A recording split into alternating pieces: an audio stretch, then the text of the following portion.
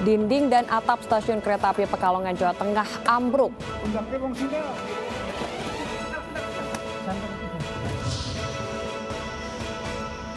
Aksi petugas di Sub Jawa Timur yang melempar besi hingga memecahkan kaca sebuah truk viral di media sosial.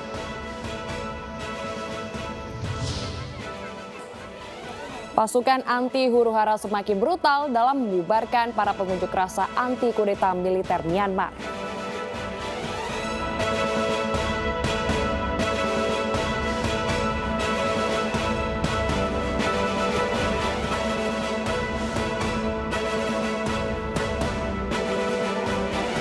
Halo, selamat malam pemirsa. Sejumlah DPD Partai Demokrat menolak hasil Kongres luar biasa di Sumut dan tetap menyatakan dukungan dan loyalitasnya kepada Ketua Umum Agus Harimurti Yudhoyono. Informasi selengkapnya akan kami hadirkan dalam iNews Malam bersama saya, Salsabila Syairah.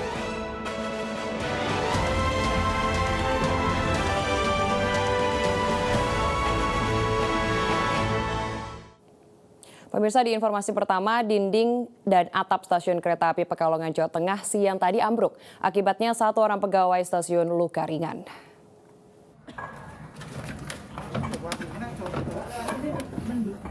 Tolong undang ke Bang Sintel.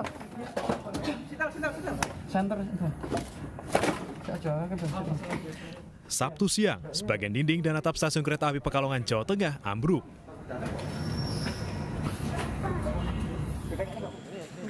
Reruntuhan menimpa ruang pengatur perjalanan kereta api dan ruang tunggu penumpang. Tidak ada calon penumpang yang menjadi korban karena kondisi stasiun saat kejadian sedang sepi. Namun satu petugas terluka ringan. Ambruknya dinding dan atap ini diduga karena usia bangunan yang sudah tua. Dinding ruangan PPKA yang ambruk mencapai 20 meter, sementara atap kantor rusak berat.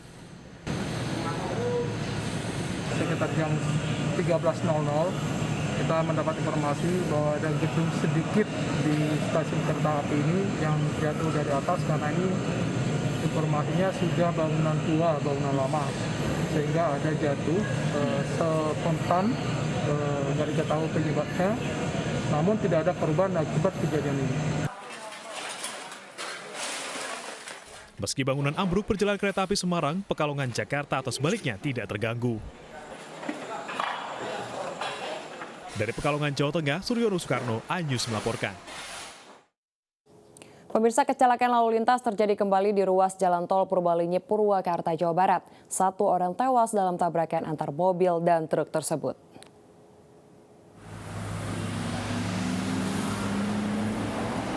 Kecelakaan terjadi di ruas tol Purbalenyi kilometer 79 Purwakarta, Jawa Barat. Sebuah mobil menabrak truk bermuatan batu. Diduga mobil dari arah Bandung ke Jakarta ini hendak menyalip kendaraan, tetapi gagal hingga akhirnya menabrak truk yang berada di lajur 1. 1 dari 4 penumpang tewas saat dibawa ke rumah sakit. Korban adalah warga Jakarta. Seluruh korban dibawa ke rumah sakit Ramahadi, Purwakarta. Kecepatannya 40. Iya. Bapak di lajur? Di lajur kiri. Terus tiba-tiba Posisi isi, tiba-tiba ya udah aja. Itu kenapa Pak kelihatannya Pak? Gak tahu Pak, kata dia sih mau nyalip, kata supir yang kecelakaan itu. Mau nyalip mau kanan nggak kena, ada mobil. Tadi lalu lintasnya ramai Pak? Sepi Pak. Untuk korban 3 orang, kategorinya mungkin nanti nunggu konfirmasi dari petugas para medis. Bangkai kendaraan dibawa ke Polderek Jatiluhur. Kecelakaan ini dalam penanganan petugas Laka Lantas Polres Purwakarta. Dari Purwakarta, Jawa Barat, Irwan, iNews melaporkan.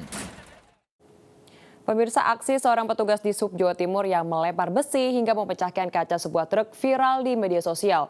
Ya, peristiwa tersebut terjadi di Jembatan Timbang Sedarum, Kabupaten Pasuruan, Sabtu pagi. Dilempar sama petugas di Sub Timbangan. Video ini direkam seorang sopir truk Jembatan Timbang Sedarum, Kabupaten Pasuruan, Jawa Timur, Sabtu pagi ini viral di media sosial. Sama besi. Ia menunjukkan kaca depan truk yang pecah serta besi yang tertancap di badan truk. Pecah, dilempar. Timbangan Pasuruan nguling, menghantam melemparan batu. Sopir truk juga meneriaki petugas Dinas Perhubungan Jawa Timur usai salah satu petugas melemparkan tiang besi bendera ke arah truk. Ini, di Sub 4 ini. Menurut seorang petugas jembatan timbang, peristiwa bermula saat truk mendekati jembatan timbang dan diminta untuk menimbang muatan oleh petugas Dishub. Namun sopir truk tetap memacu kendaraan hingga nyaris menabrak petugas. Saat itulah salah satu petugas Dishub melempar tiang besi ke arah truk. Si driver, sopir kendaraan ini ternyata malah ngejos. Nah, ngejos, kemudian mempercepat laju kendaraannya, seolah-olah mau nabrak rekan kami yang ada di depannya. Akhirnya apa? Refleks, terlempar bendera itu kena kaca samping. Atas kejadian tersebut, akhirnya pengemudi dan petugas Dishub menyelesaikan permasalahan ini secara kekeluargaan dan petugas Dishub mengganti rugi atas pecahnya kendaraan tersebut. Kedua pihak sepakat menyelesaikan kasus ini secara kekeluargaan dan berjanji tidak akan mengulangi perbuatan mereka. Dari Pasuruan, Jawa Timur, Jaka Samudra, iNews melaporkan. Lepas dari pengawasan orang tua, seorang bocah tewas terseret ombak di Pantai Purus, Padang, Sumatera Barat. Jenazah pun ditemukan 500 meter dari bibir pantai.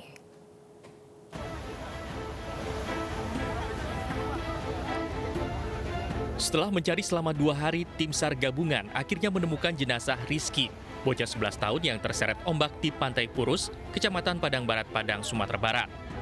Korban ditemukan mengapung di tengah laut berjarak 500 meter dari bibir pantai. Petugas Basarnas dan Pol Air Polresta Padang mengevakuasi jenazah korban dengan perahu karet. Jenazah Rizky telah diserahkan ke pihak keluarga dan dimakamkan di pemakaman keluarga Teluk Bayur. Baik, pada hari kedua ini atas nama korban Rizky yang hilang di perairan Pantai Lolong, alhamdulillah sudah kita temukan tepat pada pukul 8.40 WIB dengan kondisi meninggal, dan korban langsung kita evakuasi ke rumah duka dan akan nantinya dimakamkan di Teluk Bayur. Untuk jarak dari titik korban hilang pertama itu sekitar 30 meter dari LKP dia hilang. Rizky, bocah 11 tahun warga Belantilolong ini meninggal terseret ombak saat bermain di pinggir pantai bersama 2 orang temannya. Dari Padang, Sumatera Barat, Budi Sunandar, iNews melaporkan. Pemirsa, Polres Metro Jakarta Selatan mengungkap kasus penculikan yang terjadi di salah satu rumah kos di kawasan Tebet, Jakarta Selatan. Selain pelaku, polisi juga menyita barang bukti berupa 3 pucuk senjata airsoft gun.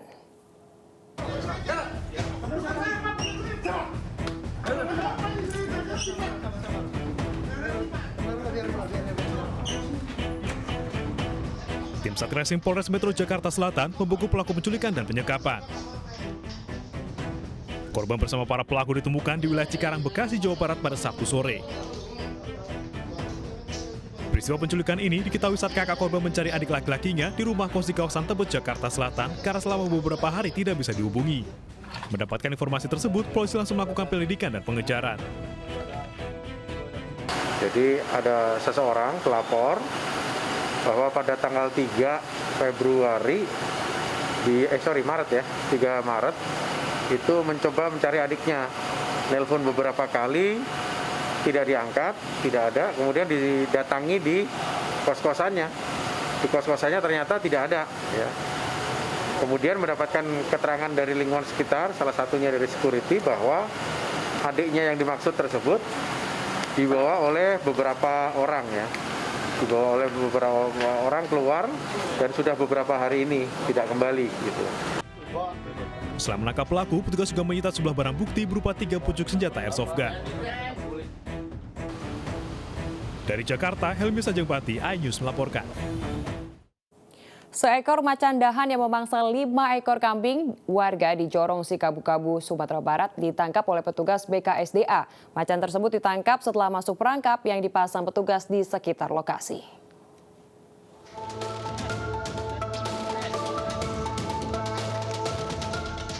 Warga Sikabu-Kabu, Kabupaten 50 Kota, Sumatera Barat khawatir setelah ditemukan 5 hewan ternak mati dengan sejumlah luka.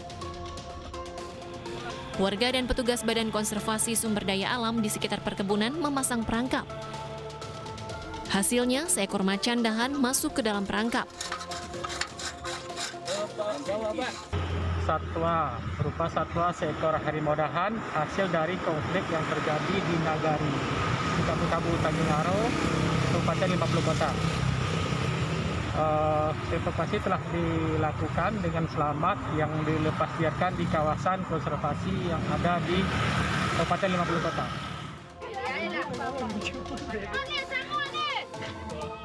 Setelah dievakuasi, macan dahan yang tertangkap akan dilepas di kawasan konservasi yang ada di kawasan Kabupaten 50 Kota. Dari Kabupaten 50 Kota Sumatera Barat, Agung Sulistyo, iNews melaporkan. Tim pemadam kebakaran Kabupaten Batanghari, Jambi menangkap ular sepanjang 3 meter yang kerap memangsa hewan ternak warga. Ular pun sempat melawan saat akan ditangkap.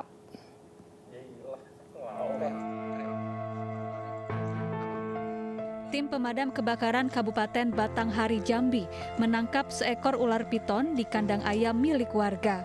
Ular sepanjang 3 meter ini tengah diburu warga karena kerap memangsa hewan ternak. Penangkapan ular ini pun menjadi tontonan warga. Jadi biasanya ayam itu kan berbunyi kan, jadi nampaknya ayam itu diam. Sekali saya buka, tahu ada ular bergelung dalam ayam itu, dalam kandang tuh.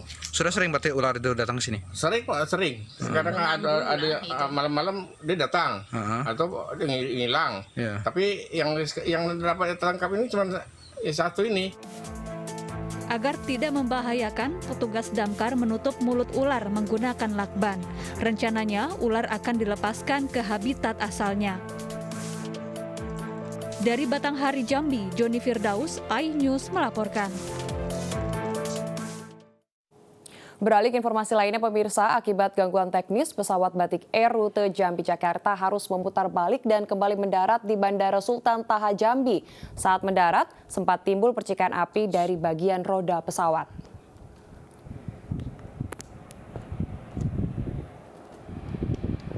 Inilah pesawat Batik Air nomor penerbangan 1D6803 saat berputar balik untuk mendarat di Bandara Sultan Taha Jambi.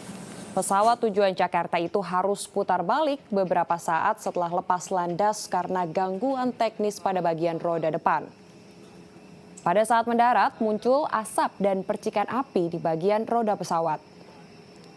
Dengan pengamanan ekstra, pesawat yang mengangkut 117 penumpang dan kru itu akhirnya bisa mendarat dengan selamat, meski harus berhenti di landasan pacu. Eksekutif General Manager Bandara Sultan Taha Jambi, Indra Gunawan mengatakan, setelah 15 menit mengudara, Kapten Pilot menghubungi ATC untuk meminta pendaratan darurat karena ada gangguan teknis.